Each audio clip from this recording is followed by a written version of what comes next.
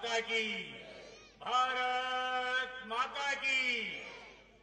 आज इस जनसभा में हमारे अपने मध्य प्रदेश के जननेता, बहनों के भाई, भांजियों के मामा और गांव, गरीब, मजदूर, किसान की चिंता करने वाले ऐसे मध्य प्रदेश के हमारे नेता, आदरणीय हमारे पूर्व मुख्यमंत्री शिवराज सिंह जी चौहान का हम सभी ताली बजा करके स्वागत करें, वंदन करें, अभिनंदन करें।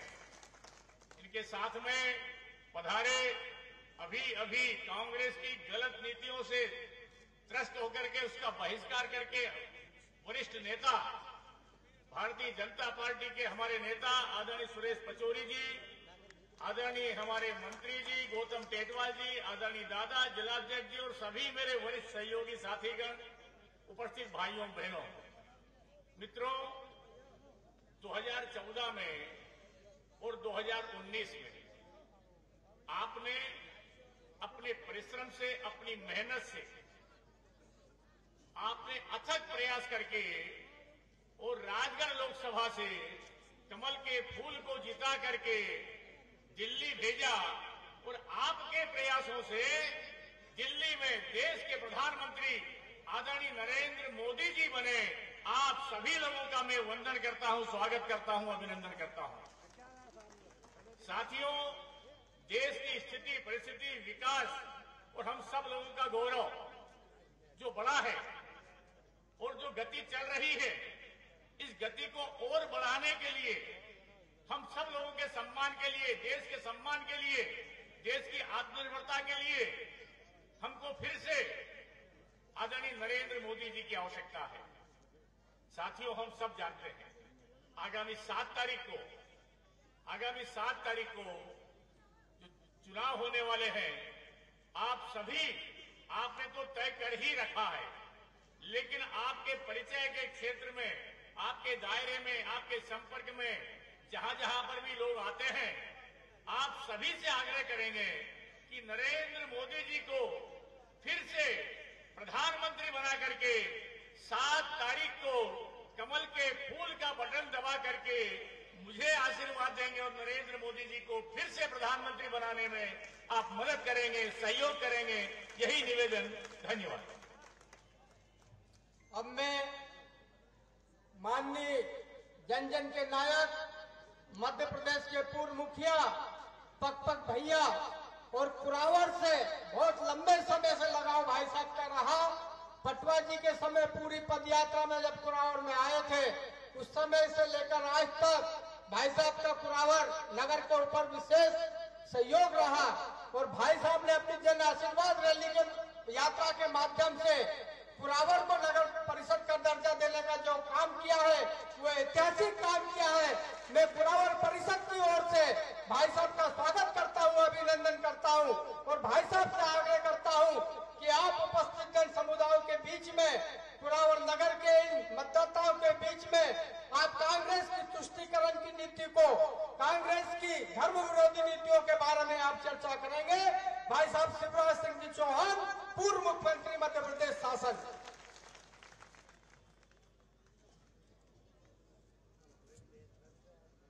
कुरावर के बिना मेरा चुनाव पूरा नहीं होता।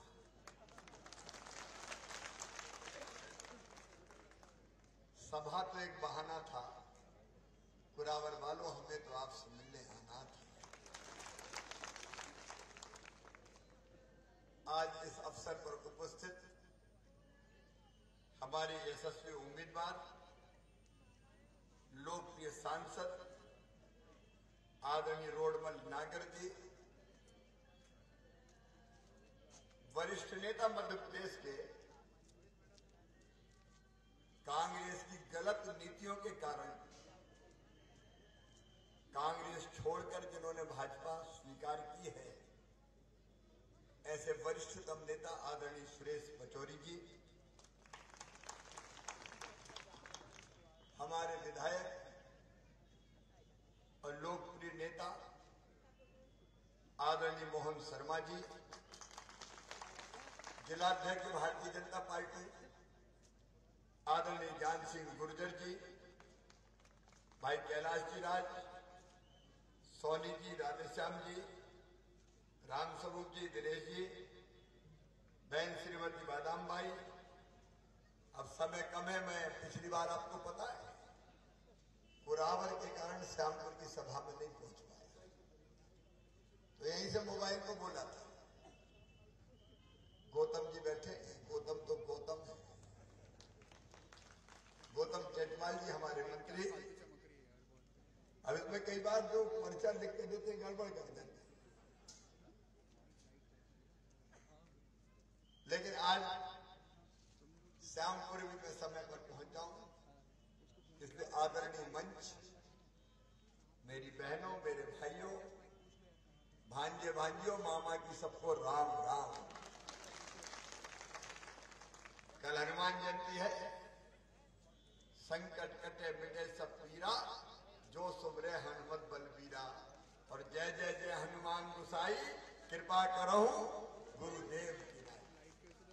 वो आप सब पर गुरुदेव की तरह कृपा और आशीर्वाद की वर्षा करे। लेकिन एक बात और है, तुलसीदास जी ने रामायण जी में कहा, कर्म प्रधान विश्व कर रखा। भैया देखो, मंगल और कल्याण, अभी कांग्रेस से जो उम्मीदवार लड़ रहे हैं उनके चुनने पे तो मंगल और कल्याण कुछ नहीं होता, केवल बंटा ढार ही होता है। अरे 10 साल मुख्यमंत्री थे, वो 10 साल याद है कि भूल गए? अरे याद है कि भूल गए? बताओ, सड़कें थी उस जमाने में? जोर से बोल के बताओ ना यार, सड़कें थी? गड्ढे थे कि गड्ढों में सड़क थी? गाड़ी फायर, हिचकोले, हड्डा पसरा सारे डोले, याद आ गए शंकर भोले। बिजली मिलती थी क्या? अरे जोर से बताओ ना, मिलती थी क्या? ना सड़क, ना बिजली, ना पानी। और वो कहते थे विकास क्या होता है? कि विकास से चुनाव थोड़ी जीतते हैं, चुनाव तो मैनेजमेंट से जीते जाते हैं। मैनेजमेंट, उनके लिए जनता मैनेजमेंट थी, और हमारे लिए अपनी जनता ही हमारी भगवान है, और जनता की सेवा भगवान की पूजा है। और ऐसे लोगों ने कांग्रेस का भी बंटा ढार कर दिया। आज आप बताओ, कांग्रेस हमारी भलाई के लिए कुछ कर सकती है क्या? बोल के बताओ ना, कर सकती है क्या? कांग्रेस अब बची कहां? न दिल्ली में, न भोपाल में, न ढोल में, न मदरिया में। क्या कांग्रेस की हालत है? लेकिन ये हालत कांग्रेस की क्यों हुई? कांग्रेस के गलत फैसलों के कारण। आप बताओ, अयोध्या में भगवान राम की जन्मभूमि पर मंदिर का निर्माण हुआ और रामलला की प्राण प्रतिष्ठा हुई, सबको अच्छा लगा कि नहीं? जोर से बताओ, लगा कि नहीं? सबको अच्छा लगा, पूरा देश प्रसन्न था, आनंद उत्सव मनाए जा रहे थे। बहनों ने दीपक जलाए, रंगोली बनाई, केसरिया पताकाएं फहराई, पूरा देश आनंद में डूबा था। लेकिन एक पार्टी रो रही थी। क्या नाम था उसका? जोर से बोलो। कांग्रेस रो रही थी। मील में जो यहां से उम्मीदवार वो कह रहे मुहूर्त ही गलत था। अरे भगवान राम के लिए मुहूर्त की जरूरत है क्या? राम जब आ जाए कोई मुहूर्त सही है। राम हमारे अस्तित्व है, राम हमारे आराध्य है, राम हमारे प्राण है, राम हमारे भगवान है, और राम भारत की पहचान है। राम हमारे रोम रोम में रमे हैं, राम हमारी हर सांस में बसे हैं। लेकिन कांग्रेस ने तो प्राण प्रतिष्ठा में उन्हें भी बुलाया था, निमंत्रण देकर बुलाया था कि आप भी आओ, सोनिया जी आइए, खड़गे जी आइए। बताओ, जाना चाहिए था कि नहीं? जाना चाहिए था कि नहीं? लेकिन खोपड़ी पे बैठ गई मंथरा। हम नहीं जाएंगे, हम नहीं जाएंगे, मुहूर्त गलत है, जाको प्रभु दारुण दुख दे ही बाकी मती। अब आपको पता पहले ही हल्ले हो, अब हम सब जानते पहले ही हल्ले हो, लेकिन कांग्रेस नहीं जानती। उल्टा फैसला किया कि हम नहीं जाएंगे, हम नहीं जाएंगे। विनाश काले विपरीत बुद्धि, ये विनाशकारी तो है। अरे तुम मोदी जी का और भारतीय जनता पार्टी का विरोध करते करते तुम तो राम भगवान का विरोध करने लगे, तुम देश का विरोध करने लगे, कौन तुम्हें माफ करेगा? और जो सुरेश पचौरी जी जैसे उसूल और सिद्धांतों वाले नेताओं ने कहा बहुत हो गई, जो नहीं हमारे राम के वो नहीं किसी के काम के, पर हाथ जोड़ के भारतीय जनता पार्टी में आ गए। जितने विचारवान नेता हैं आज सब कांग्रेस छोड़ रहे हैं, कांग्रेस की दुर्गति हो रही है। मेरे बहनों और भाइयों, हालत क्या हो गई इस पार्टी की? आप बताओ। कांग्रेस की सबसे बड़ी नेता है श्रीमती सोनिया गांधी, रायबरेली से चुनाव लड़ती थी। अब सोनिया गांधी चुनाव लड़ रही है क्या? अरे बोलो, लड़ रही है क्या? क्यों नहीं लड़ रही? अरे बोलो, क्यों नहीं लड़ रही? हार के डर के मारे चुनाव ही नहीं लड़ रही मैडम। अब जिस पार्टी की नेता अपनी पार्टी को चुनाव नहीं जिता पाए, बताओ वो दूसरों को चुनाव जिता सकते हैं क्या? वो पार्टी कभी जीत सकती है क्या? देखो भैया, रोड बनना कर तीसरी बार यहां से लड़ रहे हैं, क्षेत्र को नहीं छोड़ा, यहीं से लड़ रहे हैं। मैं भी लड़ रहा हूं, विधि सही से लड़ रहा हूं। 5 बार सांसद रहा, 6 बार विधायक रहा, और अब सांसद भी बनने वाला हूं फिर से धूमधाम से। मामा भी दिल्ली जा रहे हैं, लेकिन हम लड़ रहे हैं अपनी सीट से। राहुल गांधी अमेठी से लड़ रहे हैं क्या? अमेठी छोड़ दी, राहुल गांधी हो गए रण छोड़ दास, मैदान छोड़ के केरल पहुंच गए बाईनाथ। आगे वहां से भी हारेंगे, ये भविष्यवाणियां हो रही है। क्योंकि पंडित सुरेश पचौरी जी ने अभी हमें बताया नरसिंहगढ़ में कि कांग्रेस की कुंडली में राहु भी बैठ गया और केतु भी बैठ गया।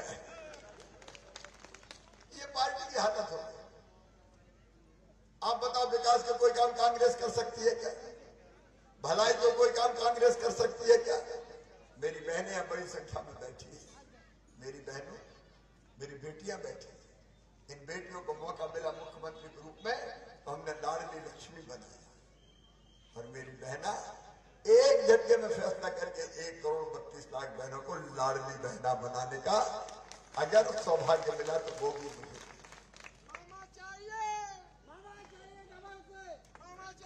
और इसलिए मैं कहने आया कि अगर कल्याण का काम कोई करेगी तो केवल भारतीय जनता पार्टी ही करेगी। और सुनना बहनों, अब केवल लाडली बहना नहीं, आगे बनाना लखपति बहना, लखपति दीदी, गरीब नहीं रहने देना।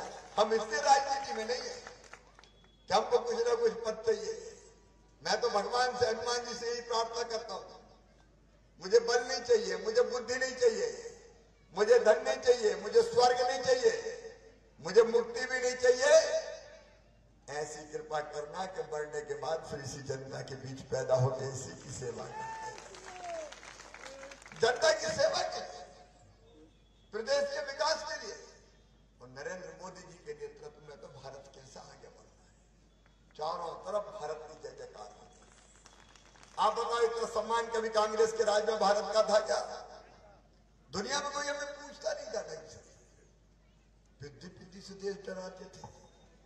लेकिन मोदी जी ने क्या दिया कि देखो भाई, हम किसी को छेड़ेंगे नहीं, लेकिन किसी ने हमें छेड़ा तो उसको हम छोड़ेंगे नहीं। एक वैभवशाली, गौरवशाली, संपन्न और समृद्ध भारत का निर्माण, शक्तिशाली भारत का निर्माण हुआ है तो भारतीय जनता पार्टी के नेता नरेंद्र मोदी जी के नेतृत्व में हुआ है। और कोराबर वालों, ये नोट कर लेना, मामा आज कह के जा रहा है आने वाले समय में मोदी जी के नेतृत्व में भारत विश्व गुरु बनेगा, दुनिया की कोई ताकत रोक नहीं सकती। हम केवल हमारे लिए नहीं है, विश्व का कल्याण हो, दुनिया का भी भला हो, इसलिए भारतीय जनता पार्टी है। संपन्न, समृद्ध, शक्तिशाली भारत नरेंद्र मोदी जी के नेतृत्व में बनता है। और इसलिए मैं आज आपसे ये कहने आया हूं, ये चुनाव साधारण चुनाव नहीं है, ये चुनाव सांसद बनाने का भी चुनाव नहीं है, ये चुनाव देश के भाग्य और भविष्य बनाने का चुनाव है। और इसलिए अपने देश के लिए और अपने प्रदेश के लिए ये भैया जो कांग्रेस से खड़े हैं, ये क्या करेंगे? ये तो जब मुख्यमंत्री थे तो जनता ही को लड़ाते रहते थे, इस जाति को उस जाति से, उसको उससे, इसका पट्टा उसको, उसका पट्टा इसको, लट्ठम लट्ठा करवा दी। और कई बार तो सामूहिक जुर्माने करवाए गांव भर। जो आदमी लड़वा के मरवा डाले वो हमारा भला कर सकते हैं क्या? कोई भला नहीं कर सकते। भला करेंगे रोडमल नागर, भला करेंगे नरेंद्र मोदी जी।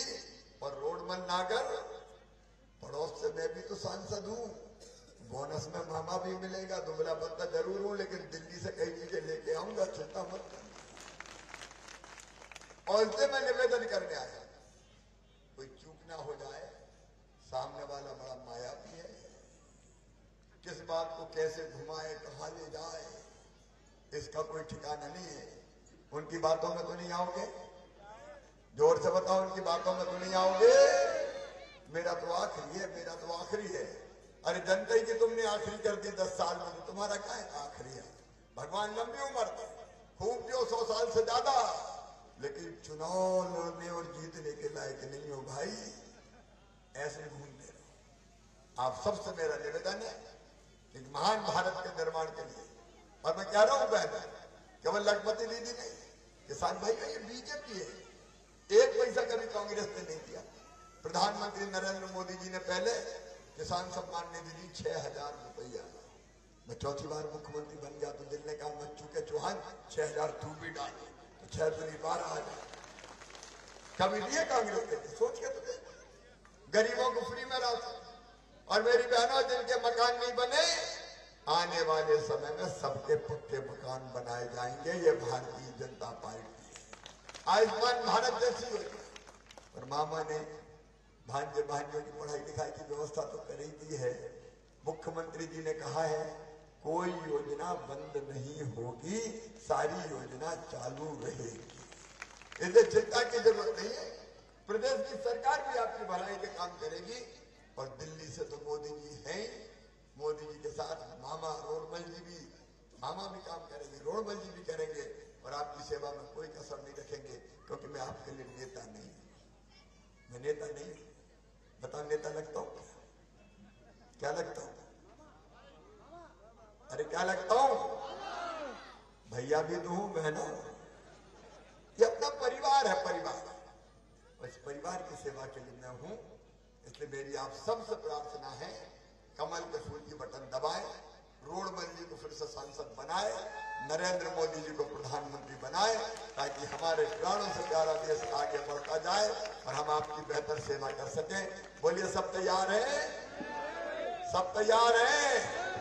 अपने अपनी जगह खड़े हो जाएं सब, दोनों हाथ ऊपर उठाएं, दोनों मुट्ठी बांधे, और भारत माता की जय बोल के रोडमल जी को जिताने का संकल्प ले। बोलिए भारत माता